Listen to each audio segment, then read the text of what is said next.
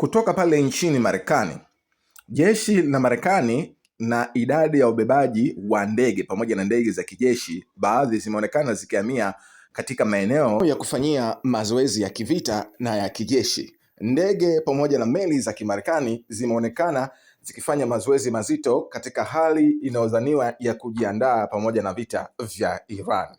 Hata hivyo, katika saa 24 zilizopita imeripotiwa kwamba ndege hizo za kijeshi zimeonekana zikifanya mazoezi makubwa na ya kutosha kwa ajili ya masuala ya ushambuliaji, huku ndege kubwa aina ya B2 zikiwa zinaonekana zimehama kutoka katika kituo kimoja cha Marekani kutoka kambi yao huko ya Missouri hadi Guam katika Pacific kwa nia ya kuhamia kambi ya Diego Garcia katika bahari ya Hindi.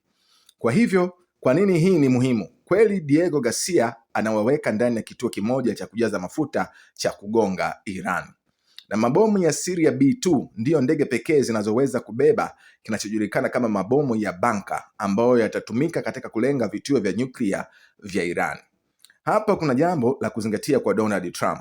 Wataalamu wanasema kuwa hata mabomu ya nyuklia hayataweza kupenya katika kina cha kutosha ndani ya milima ili kuleta uharibifu wowote wa kweli kwenye vituo vya nyuklia vya Irani huko Iran.